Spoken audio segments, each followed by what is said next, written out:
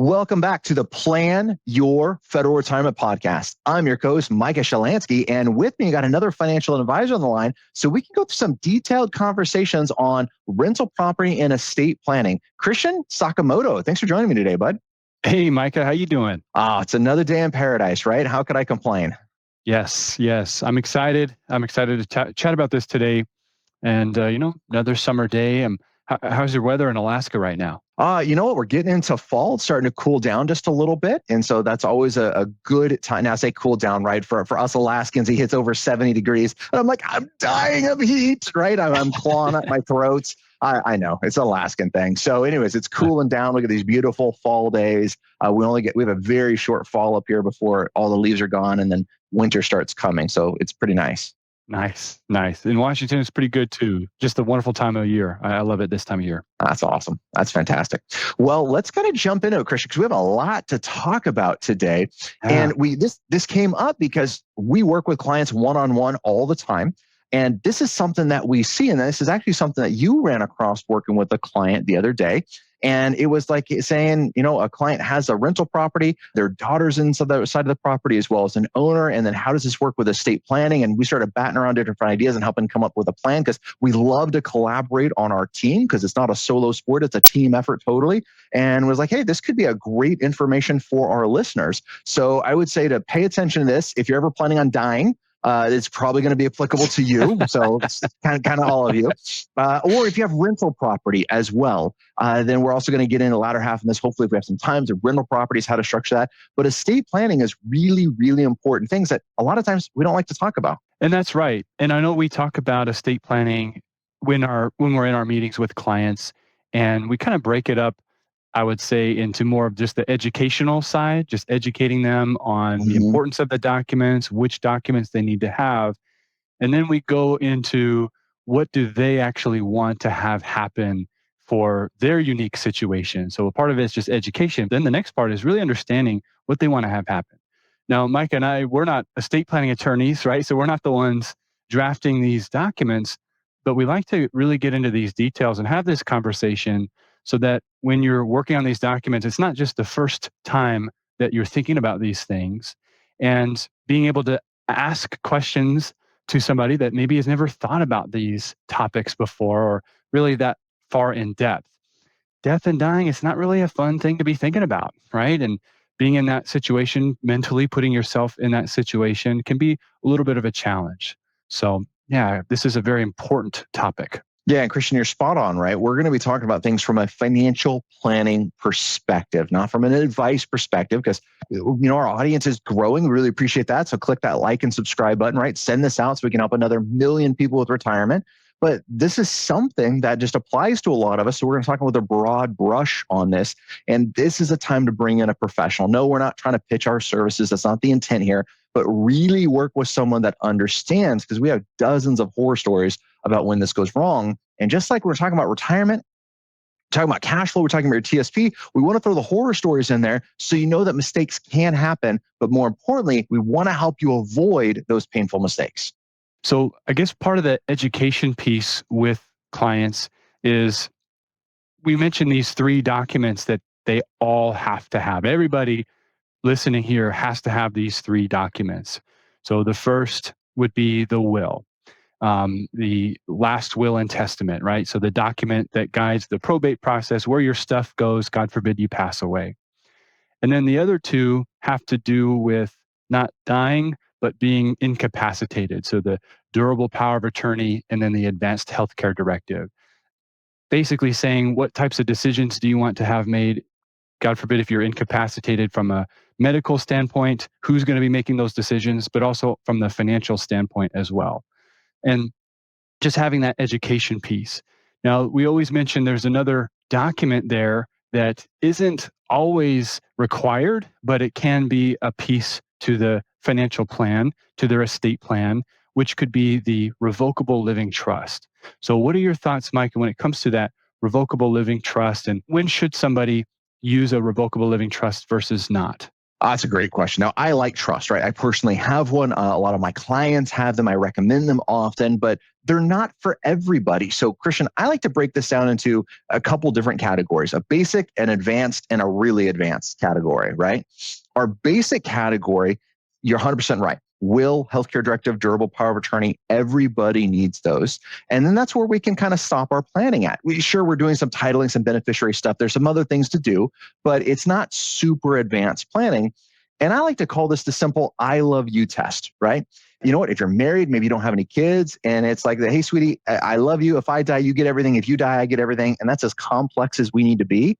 Beautiful. Don't make it more complicated. Let's leave it at that. But Right. then life happens, and now we get kids, and kids get older, and we're like, oh, all right, we've amassed some wealth. We've spent 30 years saving in the TSP. We got a 7-figure net worth. If we both die, where's that money going to go? And if we give little Timmy $1 million, is he going to make some good decisions with it? Or could it ruin his life? Now we got to think about some things. So we might have just selected ourselves from a basic plan to more advanced estate planning. This can also happen by rental property, Christian, right? As soon as we get rental property, in my mind, you've now triggered. It's not a increasing, right? It's a cliff kind of thing. You'll automatically fall into estate plan, a more advanced estate planning of things that we need to get done.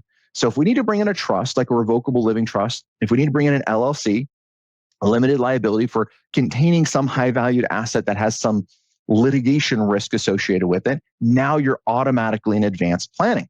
And then there's the more advanced planning, right? Which we're not going to talk about on this podcast, but that'd be like a flip, a family limited partnership, an irrevocable trust, a Q-tip, an ILET, a lot of things going on. If you have no idea what those are and they don't apply, don't worry about it. If you do, then you definitely have more advanced planning that you need, really someone to kind of look at and help.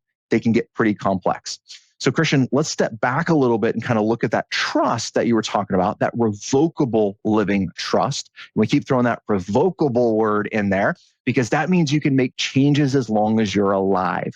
It's your trust. You get to make changes, etc. When we change the spelling on words a little bit and we put that irrevocable, right, in front of it, then all of a sudden you have a much different trust that you can't make changes to. Yes, there's some exceptions. I get that, but it really locks your money up. So we're going to live in the revocable living trust world for a little bit. Christian, does that sound good? I think that makes a lot of sense. And, again, if we're thinking of some very advanced, very complex cases, then the irrevocable trust could make some sense, right? But absolutely, kind of set those aside for now. When it comes to that revocable living trust, one of the questions I've thought through and we've had discussions on is when would it make sense to use that trust versus maybe just having a will that has something called a testamentary trust inside of it.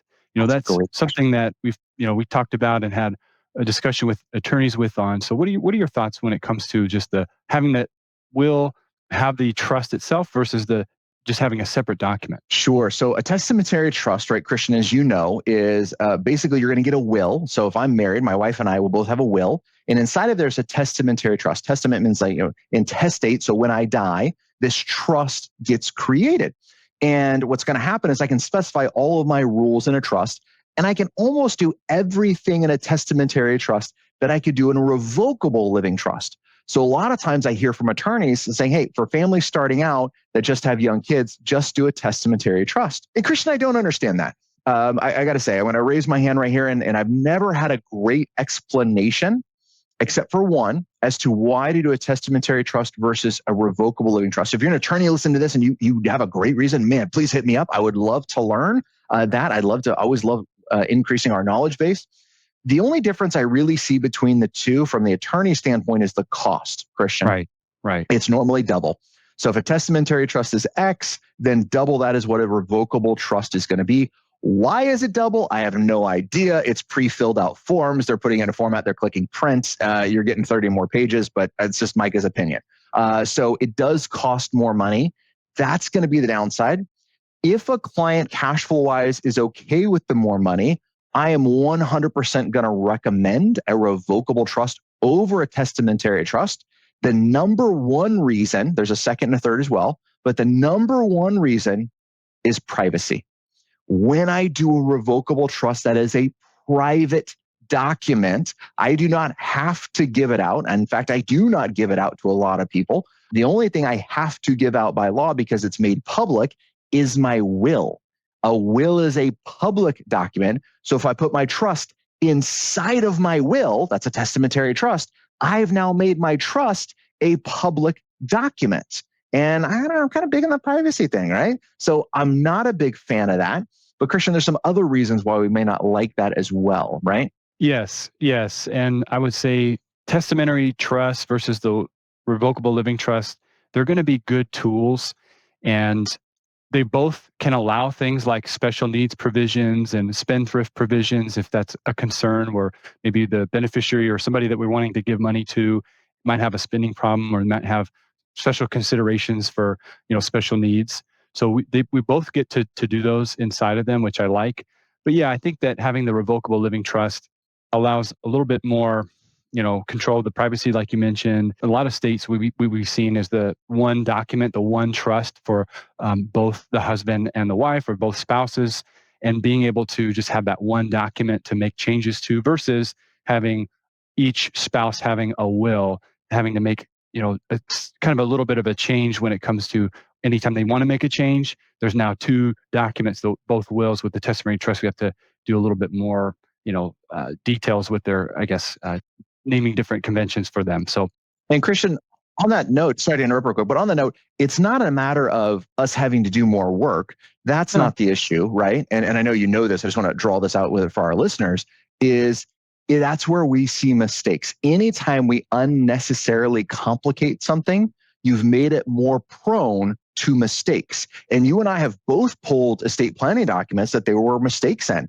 And the more documents we have, the plethora of mistakes. We're working with a business owner that has multiple LLCs, multiple trusts, all of these things going on, and he's paid a lot of money for this. And we're reading through it, and some of these documents conflict each other. And be like, hey, and we had to kind of draw it out, and the attorney has to go back and fix it. Great news, the attorney is going to charge to go back and fix it. But it's anytime we have more documents, you're increasing that level of confusion. So sometimes it's necessary, but sometimes we got to hit the pause button and say, hey, yeah, I'm going to spend a little bit more money, but can I make this a little bit more simple so it's easier to update in the future? Exactly. And one of the things we were chatting through is, as we're moving on from kind of a basic estate plan to more advanced planning, and we're now looking at including a trust, what would be the triggering reasons why we'd want to have it? Well, like I mentioned, having a little bit more control where we have the spendthrift provisions or special needs provisions. We can have maybe minor children or grandchildren for that matter. You can name when they can get the money, when they have access to money. But there's also other reasons. I'd say another one would be if you own property in multiple states. Great reason. A lot of times that's a triggering reason for wanting a trust. Instead of having to go through the probate process in two different states, now you have the trust that guides that entire process after death. And you don't have to do the probate process in multiple different states, right? Because now we don't have to even go through probate if we have a trust. Christian, just to pull on that thread a little bit more, you're 100% right? That's called our ancillary probate. And to make it even worse, I'm going to throw some salt on this wound right here. Let's say you own property in a state that requires state probate, county probate, city probate. Now all of a sudden you have 3 different probates plus your home probate you have to do. So now you have 4 different probates that you have, 4 different court-sponsored processes you have to go through and pay thousands of dollars to get through if you didn't title that property correctly and have it outside. So that's a great reason for a trust right there. You're saving 4 different probates on one property. Now, there's only a couple states that are that bad, right? Most states, they only have a state-level probate. But these are things we got to be aware of when we're owning property in multiple, even our own state. Absolutely. And I know you mentioned the other one with having an LLC. So again, a little bit more control there, especially that you get to plan for it now as opposed to kind of burying your head in the sand and worrying about it later. This is just a little bit more thoughtful and helps not create a mess. God forbid someone passes away. Yeah, let's pull the thread on that LLC just a little bit, right? Because we have the trust, which is really powerful. Yeah. Let's talk a little bit about how an LLC works. And then if we got some time, let's kind of incorporate titling because it's, as you know, it's not just as important to get the documents done. You have to fund your estate planning. And what I mean by that is you have to transfer title of the things that you've created, things that you own, into the things that you've created. So if I own a house and I create a trust, my next step is to put my house in the name of the trust. And so I got to fund the trust with that. I got to put my bank accounts. I got to change my beneficiaries, right? There's a lot of things I have to do to get this set up. So that's on our trust. Then we have this LLC, this limited liability company. Again, all our insert disclosures here, not attorneys, right? Making no recommendations or representations. This is our understanding from a financial planning perspective. And we like LLCs when we have high valued properties that have liability associated with them. Easiest one for our clients is rental property. You own a rental property, you're in Alaska, ice slips off the roof, falls and hits someone that wasn't supposed to be on the property in the head. Who's responsible? Well, that was an actual court case. The owner of the property was responsible. And you could argue with it all day long. At the end of the day, they had to pay. And so now we look at saying, how do we create an LLC to put a moat around this property? So we have a rental property. We then create an LLC, limited liability company. And then that LLC owns that property. Now you control the LLC. So I don't care about ownership. I care about control, right? Who's controlling it at the end of the day? The LLC owns the property. You control the LLC. And then if you operate it properly, you have some liability protection that if something happens on that property and you end up in litigation, all they get to go after is that property. It's hard to get past that LLC and go after your personal assets. So these are things in your planning we need to look at. Maybe that's an airplane. Maybe that's a high valued boat that you have. Maybe that's a rental property. Maybe that's a business. These are all different things that we should look at LLCs for. I think that's great. One of the cases we met with one of my clients, and this was an opportunity that you had said that would be good fit for them. So the context is, woman owns the piece of property in a different state. She has her primary residence in the state she lives in a different state. She owns it half. She has 50% ownership, and then the daughter has 50% ownership, and the daughter is living in that she owns half of, but then the mother is renting the other half of the house out. And there's some rental property as well inside of that. So talk about how that would be structured, not just to have a trust because, okay, this is triggering, hey, we need to have a trust because there's property in multiple states, but why would the LLC be important and how would that actually look for that? That's such a great question, Christian, because you got many moving parts here, right? She's a partnership inside of there. So one of the things I'd be asking, because you own property, like what type of tax returns are being filed? How are you reporting this income? Is it on a partnership return? Is it just on Schedule E? Are you splitting it between two Schedule E's? Is it one Schedule E, right? So there's a lot of great questions we're going to start asking when we find out about this. And then I jumped in. You asked me an estate question and risk question. I immediately jumped to taxes. That's where I get excited about. All right, back to your question. I would absolutely be looking at, do we have a conversation about an LLC for this property? Now, somebody lives there, so it's a little bit more complex. One of the owners lives in the property. But one of the things you might want to think about, the clients might want to think about is, do we put an LLC in this to own this rental property? Then the daughter who lives there would sign a rental agreement with the LLC. Sounds a little funny, right? Because she's a tenant as well as an owner. But she'd sign a rental agreement that would be there with an LLC. And then whoever the other tenants are, they would also sign agreements with the LLC. What this does from the mom and daughter's perspective is that kind of limits and reduces some liability that she's going to have with that property. Now, there's some other considerations to have when you're an owner inside of your own LLC, some tax things we don't have time to talk about, some things to think about. But I would definitely want to have that conversation to say, hey, is this appropriate to help reduce liability? Now, with that, right, there's two owners, each own 50%. And this comes to an ownership question. And Christian, again, I know you know this, but sometimes we run into a lot of misconceptions on how titling works. And people are like, in the mom and daughter's perspective, and I'm not saying this is their thought, this is a common thing we hear, is saying, oh, we both own it, joint tenants with rights of survivorship. So when I die, she just gets the entire property. And I understand that misconception because when we're married, we have that ability to title things joint tenants with rights of survivorship. We don't have that ability when we're not married. So in this case, with a mother and daughter, that doesn't work that way. The mother's estate, the mother owns her interest. If she dies, her estate documents get to step up and come into play. And then depending on what her estate documents say is where that property is going to go to. It may or may not go to the daughter. Just because she's a 50% owner of the property doesn't mean she gets it. Fascinating, right? So we have that joint tenants with right of survivorship. And then the other joint tenant would be tenants in common, correct? And that's how it's Correct. going to be a little bit different there. Well, what are Hmm. some other examples of titling? We've got joint, but we also have single, right? So just a single Yeah. owner. But then we also have an entity ownership. So think like an LLC, a trust can own. What would be another example of another entity owning it? Trust and LLC is probably where I'd go. You can have an S corp. You have different corporations could own it as an Sure. entity, sure, but it's generally going to fall broadly into a trust or corporation. Corporation would be an LLC.